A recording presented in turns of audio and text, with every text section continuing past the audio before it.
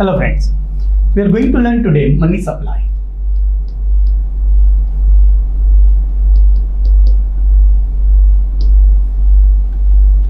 Now it is easy but technical thing. Try to understand logically, it will be more better. There are people who just mug up the formulas and say this is a money supply. But from 1977, India publishes 4 measures of money supply: M1, M2, M3 and M4. Is it alright? We will be logically understanding why this is exactly money supply. First, try to understand what is the meaning of money supply, because money should be then treated as a commodity. Is it alright? It is stock of money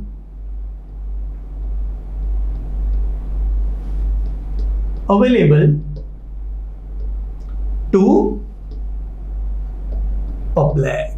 This is most important. Is it alright? And we'll be going into detail of this. Is it alright?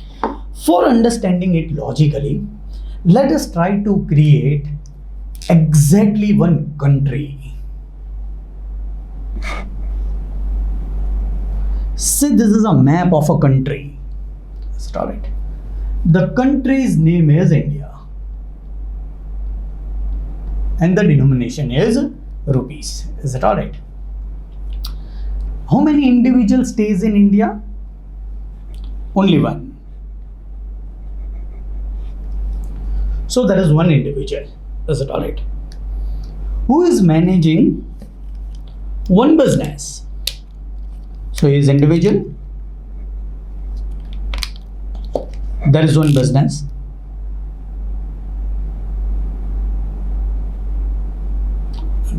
Assume it is a building.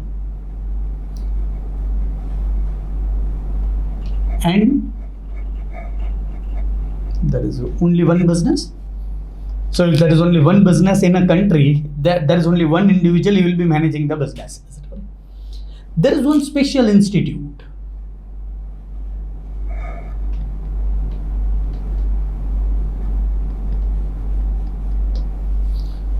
We'll be understanding why we are taking this particular institute.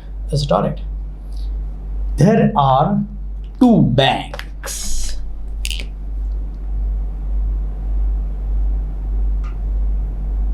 Bank X, Bank Y. Stop. There is one RBI.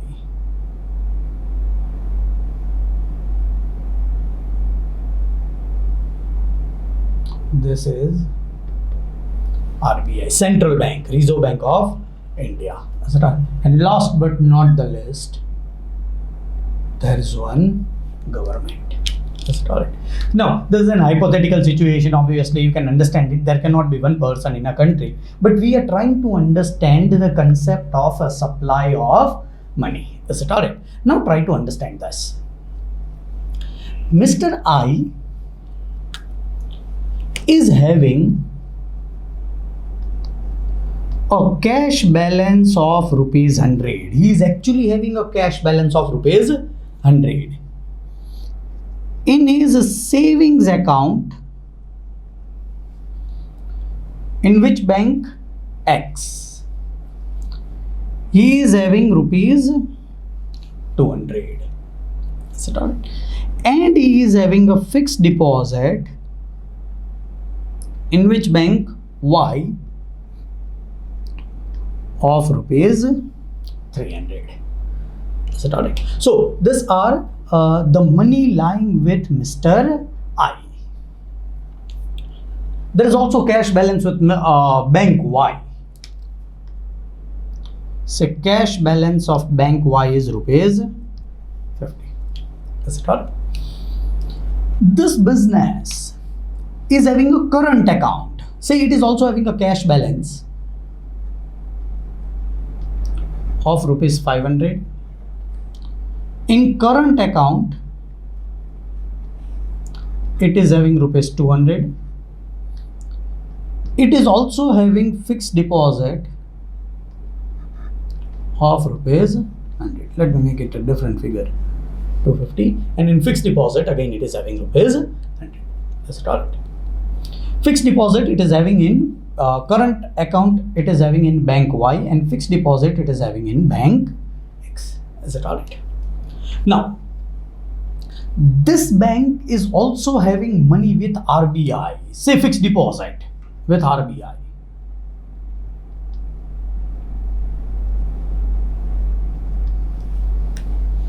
Say of rupees 500. It is having a cash balance of rupees 150. Is it alright? These are the various things which is available to us. Now, if someone will say, what is the supply of the money? What is the stock of the money available to the public for using it? Then, who is public? Right now, there are two persons, understand, business and I. Why bank should not be treated in this case and this cash balance should not be treated? I'll explain you why this story. But first, should I consider cash balances with I and this business? The answer is yes. Is it alright? So, what will be money supply is cash balance? Is it alright? Alright. Now, if I am having 200 rupees in my savings account, 200 rupees in my savings account, can it be considered as a money supply? The answer is yes. Why? I can easily withdraw it from bank and directly use it. In today's days, there are swiping of cards, there are other wallets by which you can directly utilize your bank balance. So it is as good as cash, understand. Cash lying in my pocket or card lying in my pocket having a saving balance is no difference, which will be treated as supply of money. So should this be treated? The answer is yes. If saving should be treated, should current be treated? The answer is yes. Is it alright? The question is regarding fixed deposit. Should fixed deposit be treated because they are lying with the bank for a particular period of time? It cannot be used immediately. Is it alright? I'll give you a simple answer. In broad money, it should be treated. In narrow money, it should not be treated. So there are different definition of money supply. In this two definition, it is not considered. In this two definition, it is considered. It is as simple as this. Is it alright? So this is nothing but the situation of the country, and so we are trying to understand first M1. Yes, this cash balance of 150 is lying with a bank. Yes. Can you tell me whose money it will be? It will be money of this business, money of Mr. I, which is lying with the bank, as a reserve.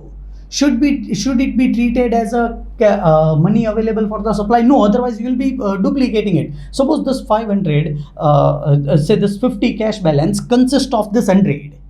Now this 100 we have already treated. We should not treat this 50 again. See M1 definition of the money. It is cash balances with public. Let's try. CASA. What is CASA? Current account, savings account. Is it all right? Sir, who should be treated? Bank X, Bank Y, or individuals and business? Understand. If this is saving account of Mr. I, it is with X bank. So in X bank, there will be savings account where the customer will be Mr. I and his balance will be 200. So whether you calculate a savings and current account of all the banks in India, total it out, it is as good as nothing but current account and savings account. Is it alright? Plus, now in this, one point is important. Is it alright? Suppose if Bank Y is having current account with Bank X and the balance is say rupees 20. Should this be considered? Because this is also a current account. Can a bank have current account in another bank? The answer is yes. Should this be treated in the current account? The answer is no. Why? This is money say of Mr. I lying with Bank Y.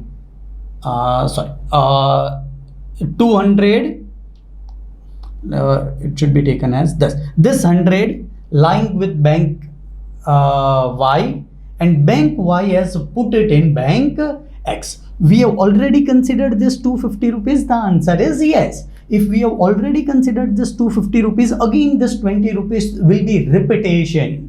Ultimately, this 20 rupees should not be considered. So here the net figure should be considered. Are you getting it? If 100 rupees is given by this person to this person, and this bank gives it to this bank, then again it will not be considered. Is it all right? Let me draw a simple figure. If this is giving 100 to this, if this is giving 100 to this, 100 should be calculated only one time and not two times. Is it all right? So 100 will be calculated only in this current account. A bank having current account on savings account with another bank is excluded from the money supply. So here the net figure of current account and savings account should be taken. Is it all right? Plus other deposits with RBI. Now this concept is somewhat different.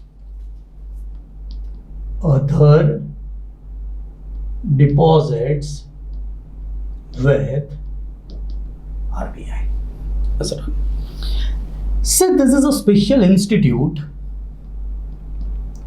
which is having a permission that it can directly deposit money in RBI, not in a bank. The bank we have taken a business.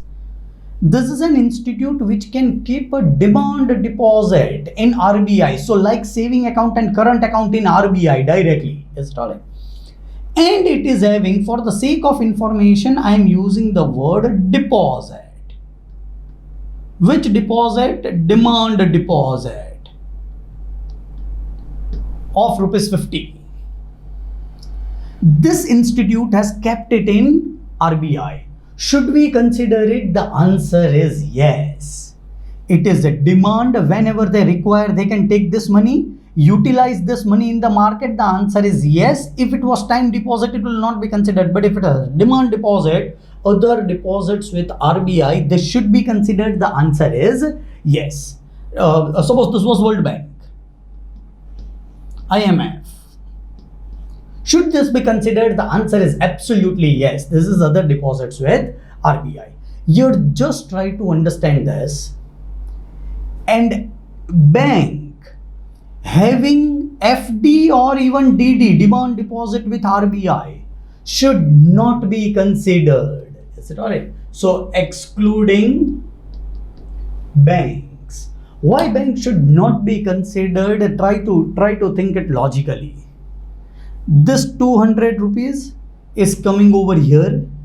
If bank keeps this 200 rupees in RBI, where the money is lying, stock of money available to public. If it is not available, it is with RBI. If it is with RBI, it is not available to public. Should it be considered? The answer is no. So it is other deposits with RBI excluding bank. If bank is depositing something with RBI, now the that money is already considered over here. It is going to bank, and now it is not with the public. It is with RBI. Ultimately, it will not be considered in supply of money. Is it all right? Last, if government has kept something in RBI, should it be considered? It is demand deposit. The answer is no. Why? Number one, say this is rupees 20. This 20 rupees is of government. We are talking about stock of money available to the public. It is government. It itself is an RBI. Is it right? It is an autonomous separate body, RBI, but still these two are the same. These two are practically the same thing. Is it all right? So money 20 rupees lying with government is also not money supply. 20 rupees lying with RBI is also not money supply. Is it all right? This is a stock of money available to the public. This is available to public or government? Government. If this 20 rupees is available to government, it will not be treated in supply of money. So it is other deposits with RBI excluding bank and government. Is it all right? So how to find out supply of money? M1, cash available with public, current account, saving account, other deposits with RBI. Is it all? Sir, why we have not considered fixed deposit? Because it is for a long period of time, and these two definitions are narrow money. Actually, only this is used as narrow money. Is it correct? But these are narrow money. When we'll be considering broad money, we'll be including fixed deposit also. Fixed deposit are practically time deposits. Is it correct? So let us do it. M3, it is cash available with public, plus net time deposits. Is it alright? So ultimately what we have considered, now even we have considered this 300 rupees, and believe me, this is correct. M3 definition, why it is correct? Even if it is a fixed deposit, in today's world you can keep fixed deposit within a second and you can withdraw fixed deposit within a second. Is it alright? So it should be treated as if it is a savings account, and so M3 definition is widely used whenever there is a publications of money supply by RBI. So this is M3, is it right? And so it is known as a broad money.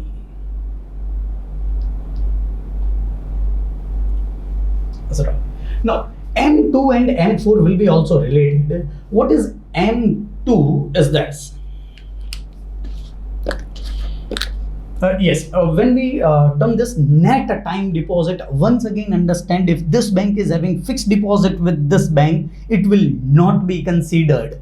Interbank deposits will not be considered because they are the money which are of this people. They have given it to this bank. You have considered it in supply of money. Now interbank transfer cannot be considered. Is it alright?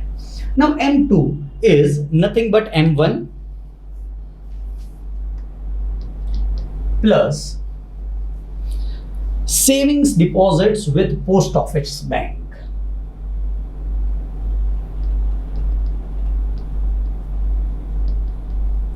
Now, post office also works as a bank. Now we have not created it over here. Let us extend our country and say this is post office. It also works as a bank. So anything deposited by this public, say rupees 500 in a savings account of this post office bank, should it be considered? The answer is yes. Is it also savings with post office bank? So what is the difference between M1 and M2? In M1 we don't consider people's money lying in this post office saving bank. Actually it should be considered. Is it alright? But we don't consider it, and ultimately it is excluded from the supply of money in M. But again in M2 it is considered. Is it alright? What will be M4? It will be M3 plus this savings account with a post office bank. So practically M3 and M4 are same. Just in M3 we don't consider this, in M4 we consider this, in M1 we don't consider this, in M2 we consider this. Is it all? Now try to understand, this is excluding NSC. It is National Saving Certificate, because practically National Saving Certificate is a time deposit. Is it all right? Again, here also it is excluding NSC. NSC is a time deposit, and so it is not considered while calculating any definition of this. Understand, time deposit with government is money lying with government. It is not available to public, so it is not considered in the concept of money supply. Is it all right? This is M1, M2, M3 and M4. We have taken a small country and found out all the definitions of money supply. This is money supply published by RBI since 1977. Thank you, friends.